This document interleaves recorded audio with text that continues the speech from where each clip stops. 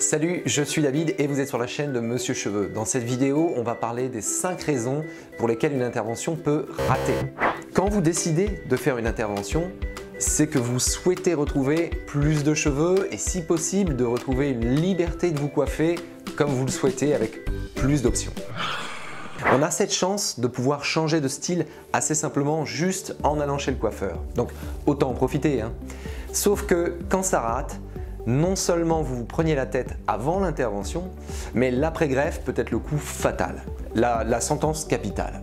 Si le résultat après séance marque à jamais sur votre tête, a fait une intervention et en plus ça se voit très fort, là vous êtes bon pour vous raser la tête pendant les 50 prochaines années. Il peut y avoir des ratages qui vont affecter la densité de la chevelure et des ratages qui vont affecter le résultat esthétique visuel de votre greffe de cheveux. La première raison qui peut occasionner un raté au niveau de la densité, la zone donneuse n'est pas assez fournie et le docteur ou le commercial qui fait une évaluation va faire une mauvaise évaluation du nombre de follicules à extraire. J'en ai déjà parlé dans d'autres vidéos, mais la greffe de cheveux, c'est un transfert, un déplacement de cheveux de la zone donneuse qui correspond à la couronne hippocratique qui se situe à l'arrière et sur les côtés de la tête, vers les zones dégarnies du cuir chevelu, généralement sur le dessus de la tête.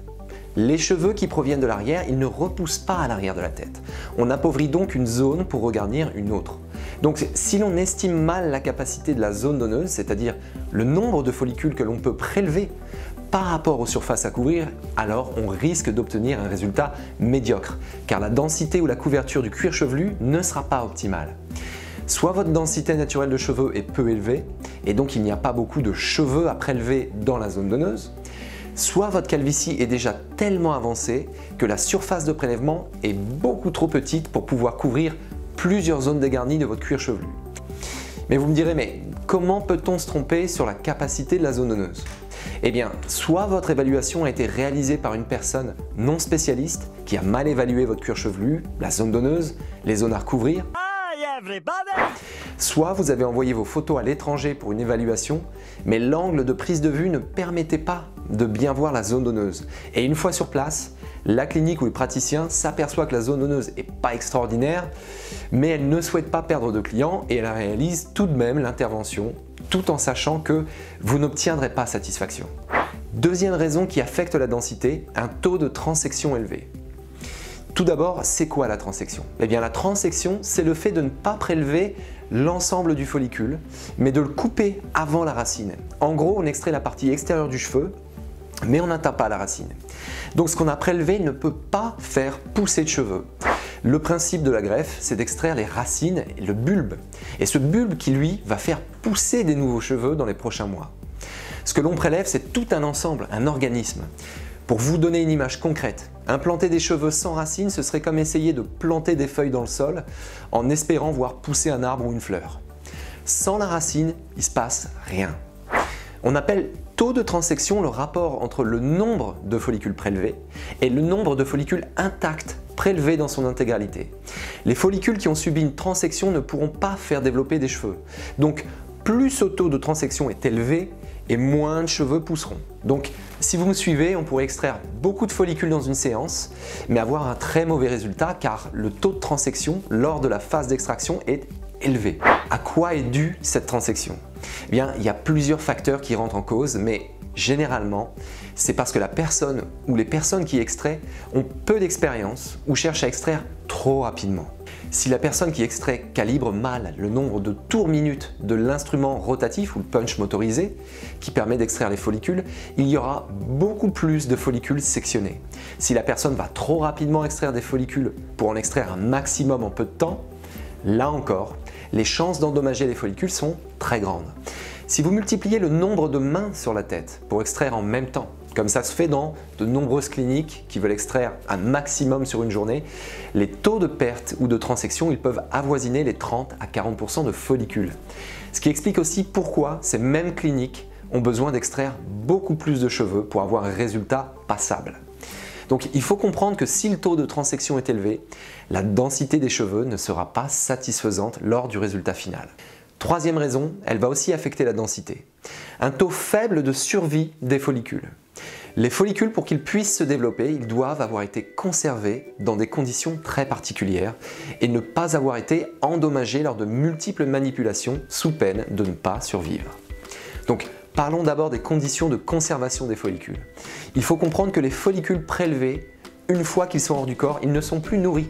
Ils ne reçoivent plus de nutriments, d'oxygène et ils ne sont plus hydratés. C'est comme si vous sortiez des poissons de l'eau. Ils mourront au bout de quelques minutes, voire dizaines de minutes. Les follicules, c'est pareil. Il faut réussir à les conserver. Dès qu'ils sont sortis du cuir chevelu et dans l'attente du moment où ils sont réimplantés et qu'ils peuvent alors retrouver cet oxygène, ces nutriments et ce milieu propice à leur conservation.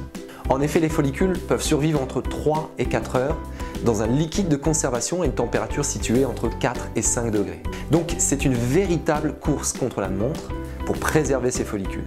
Et si vous êtes tombé dans une clinique qui vous extrait 4000 ou 5000 follicules dans la séance, alors soyez sûr que soit il y aura de la perte dans ce qui a été extrait, soit c'est le résultat esthétique qui en pâtira, car pour implanter 4000 à 5000 follicules dans cette fenêtre de tir, il faut être hyper rapide, ou être plusieurs pour implanter. Ce follicule, c'est un organisme fragile, il est microscopique et il nécessite beaucoup de précautions dans sa manipulation.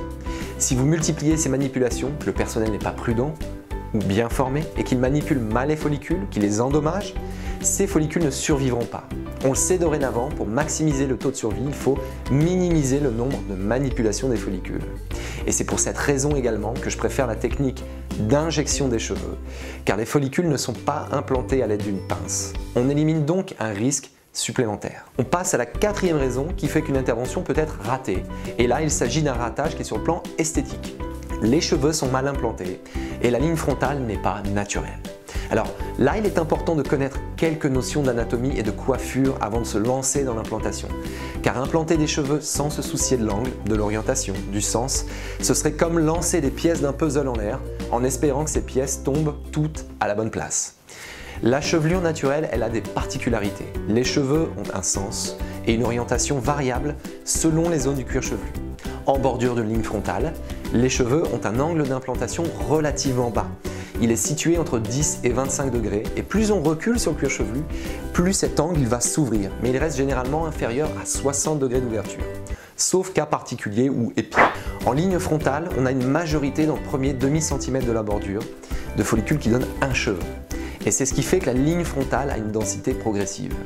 Problème, la zone donneuse comporte beaucoup plus de follicules à plusieurs cheveux. Et donc il faut sélectionner minutieusement les follicules et prendre le temps de soit trouver des follicules à un cheveu, soit élaborer un placement judicieux des follicules sur la ligne frontale pour atténuer l'effet muraille compacte, qui est jamais naturel. Ajoutez à cela le fait que selon l'origine de la personne greffée, il peut y avoir d'autres particularités. Une erreur fréquente que font beaucoup d'assistants ou de docteurs non expérimentés. En gros, dans toutes ces cliniques qui travaillent à la chaîne et qui ont besoin d'aller vite, ils vont implanter les cheveux à 90 degrés pour gagner du temps. Et le pire, c'est qu'elles vont le faire également sur la ligne frontale, ce qui donne des résultats peu esthétiques, mais assez souvent aussi étranges au regard. Car peu importe la façon dont vous allez vous coiffer, votre chevelure aura toujours l'air d'être en suspension. Donc il faudra toujours vous coiffer avec soit les cheveux en l'air, soit en arrière. Si vous essayez de vous coiffer en avant, la courbe des cheveux ne sera pas naturelle et votre chevelure elle va toujours se relever. C'est ce que j'appelle l'effet casquette. En gros, les cheveux ne viennent pas se reposer sur le front comme ils pourraient le faire naturellement, mais ils se positionnent devant le front, vers l'avant. Une deuxième erreur récurrente, c'est un mauvais placement et dessin de la ligne frontale et temporale.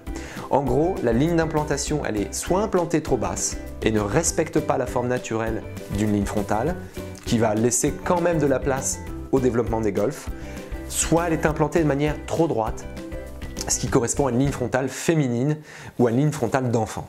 Donc dans les deux cas, cela choquera sur un visage d'homme.